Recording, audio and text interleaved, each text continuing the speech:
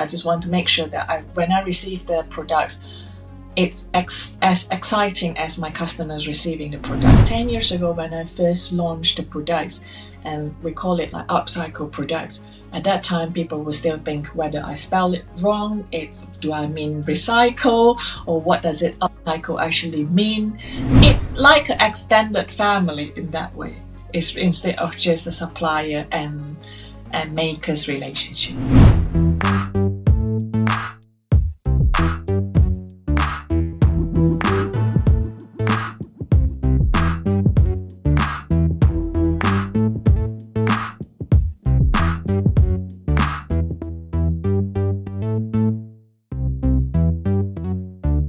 Hello and welcome to Let's Talk Upcycling, Dialogues with Refash.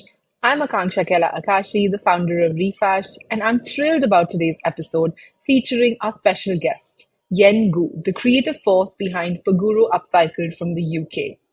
Paguro Upcycle is an online platform offering upcycled vegan jewellery, accessories and bags made from reclaimed materials, promoting sustainability by diverting waste from landfills and reducing the demand for new resources. They collaborate with artisans globally, championing the reuse of reclaimed materials for environmental and social benefits, while advocating for mindful consumption. Join us as we explore Paguro Upcycle's impactful journey and aspirations. Welcome, Yen. It's such a pleasure to have you with us today. Hi, thank you for having me. It's a pleasure to be here as well. What was the inspiration behind Paguro Upcycle, and what mission drove you to focus specifically on upcycling? The mission is basically, as my background is actually an accountant, so when I started the business, I was always interested in fashions. But by seeing so many thrown away fashion, I was just thinking, what can we actually do to kind of like be something different, and how to encourage reuse, remake, and recycle purposes. So by chance, I saw this social enterprise in Cambodia that making bags using recycled plastic. So they woven the bag using recycled plastic. And it's such a great quality. So it just kind of gave me the inspiration to start it from there, really. For someone who doesn't know your brand, can you give us a brief introduction about what Paguro Upcycle is? Paguro actually is a Latin word for hermit crab. So when hermit crabs growing in size, they have to find a bigger shell. So it's a natural cycle in that way. So that's where we get the inspiration from the nature and the nature's animals. So it's just same like Earth, really. It's like there are so many waste materials lying around. So what we can do with that. So for example, our products are made from recycled inner tubes that we get from transport company, mainly from buses and lorries, and we turn them into jewellery like this, into bags, into accessories. So that's what Paguro Upcycles for. It's just focusing in fashions and home accessories, but predominantly using recycled materials. If you can walk us through the entire process of sourcing, designing, and to the entire sort of product being available for someone to buy. Yeah, sure. It's actually working mainly with a social enterprise in Indonesia. Over in Southeast Asia, people have a tendency of burning rubbers away, which I think is quite common kind of the process worldwide as well.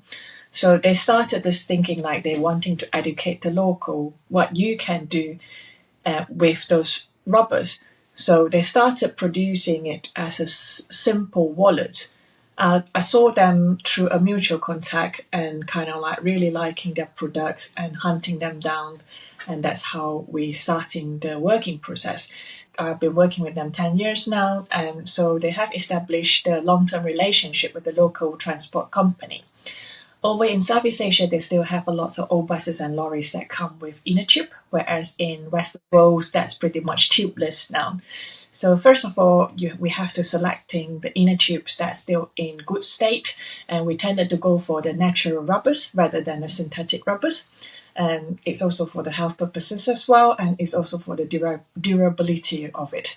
So we bought all this inner tube. So we just clean it, but it's just trying to minimize the waters as well. And we're trying to use it as natural detergent as possible. And after that, it kind of like cutting process as well. We're trying to reuse to the maximums, the inner tubes that can provide, and the smaller bit of the inner tubes that we can use maybe to make jewelleries like earrings.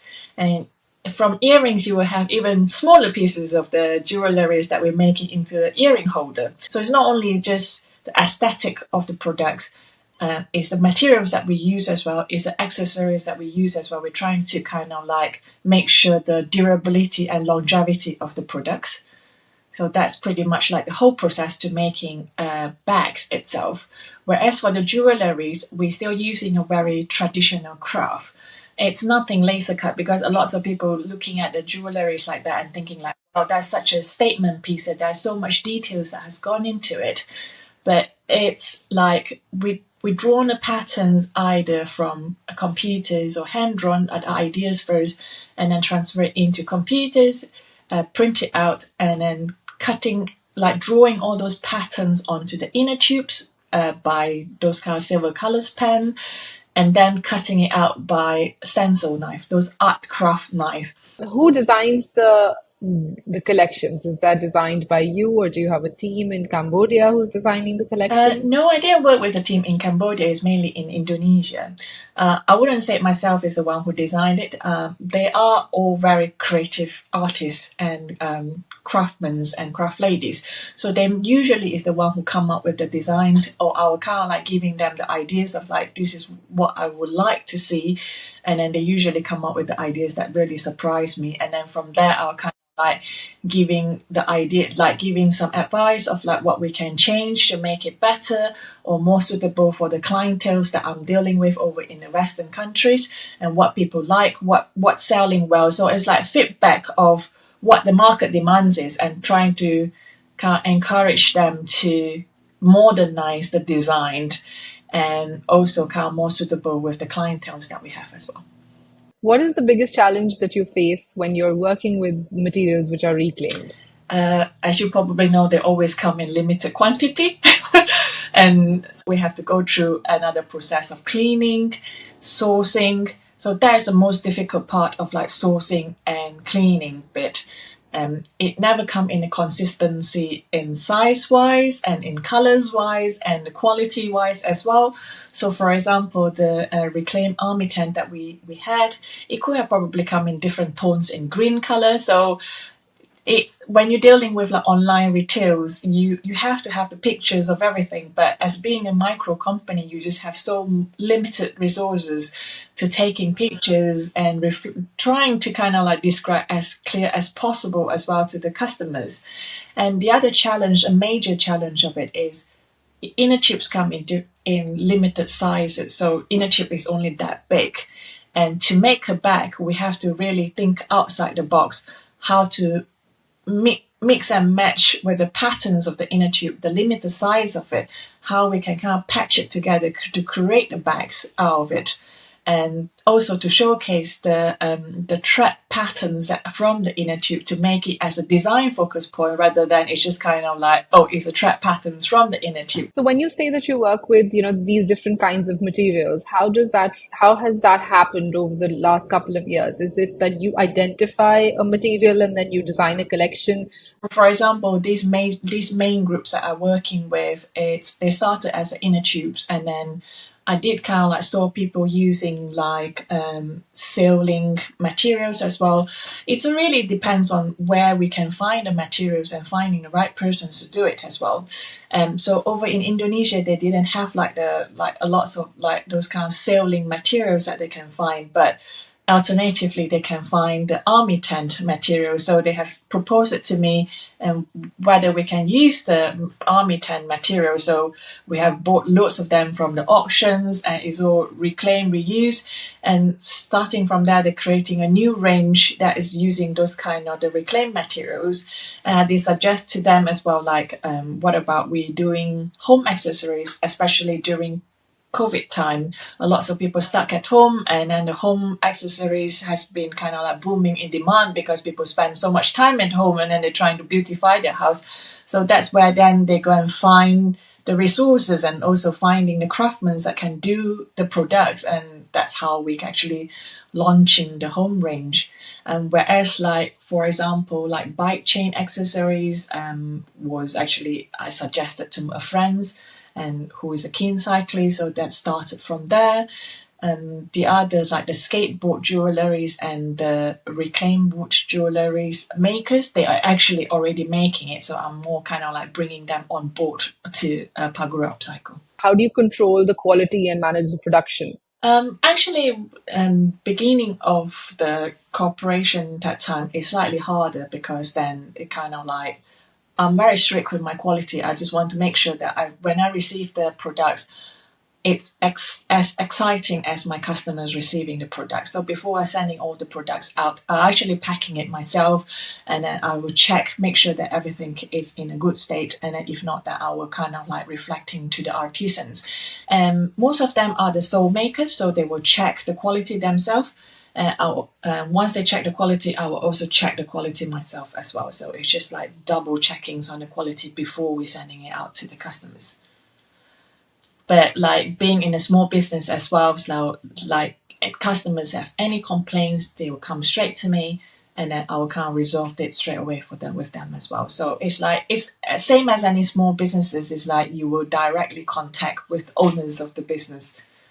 And how has the consumer perception been to these products over the last 10 years since you started? Do you see it changing over, now closer to 2024? How has that changed? And where did you find your first set of customers? It's actually quite a massive change, really. It's like 10 years ago when I first launched the products, and we call it like upcycle products. At that time, people will still think whether I spell it wrong. Do I mean recycle, or what does it upcycle actually mean? And over the years, I think it's thanks to a lots of TV programs as well, which kind of like introducing this kind of concept through building, constructions, and repairing works and all that.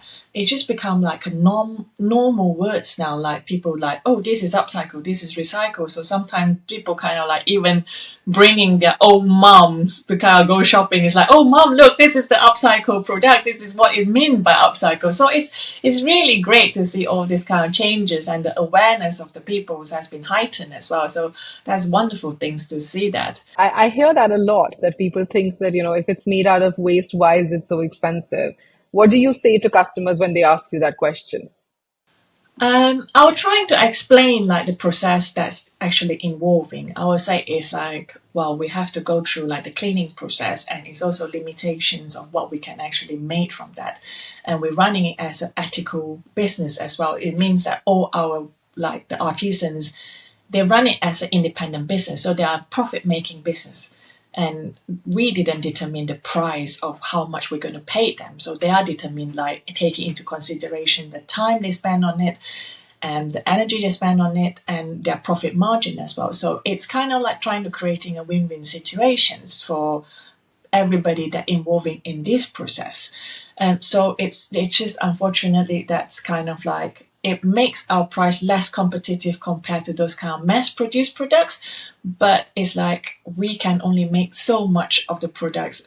Like being handmade, you can only have that quantity of the products that you can make. Hence, kind of like why makes the price as it is, that we couldn't offer it as much cheaper price like the mass-produced products. Nice.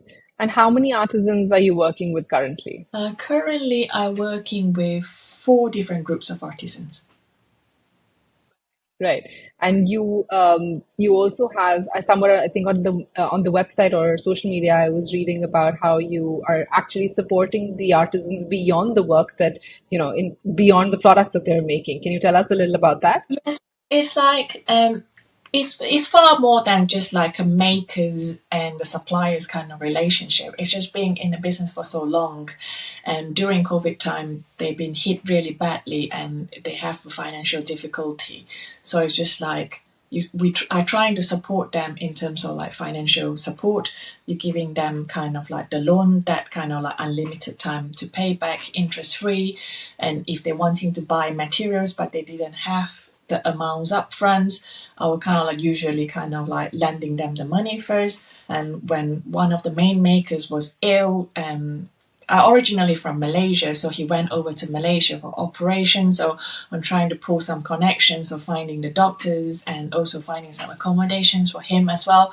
So it's just in it's like an extended family in that way. It's instead of just a supplier and makers relationship. It's people, planet, and then profit. I think that where the conventional businesses would put profit right on top, and then maybe people, and then the planet. I love how this is completely reversed in small micro sustainable businesses, and we're kind of redefining what the priorities should be. So what's next for your brand in 2024? I'm hoping that we can actually branching out to more as a corporate gift side of the business really, because we have few interest people asking about the corporate gift side. So corporate gift side tend that people have like lower budget, they want like mass produced products. But I guess you've been to a lots of corporate events and you take those gifts back and you never use it and then you just throw it away. So I hope that we can venture more into that part of the market, bringing something like sustainable difference and to the corporate gift kind of markets really. Great. So this has been really, really interesting, and I loved talking to you, Yen. Thank you so much for coming on our podcast. Thank you so much for having me, and it is a great fun to discuss about the business with you.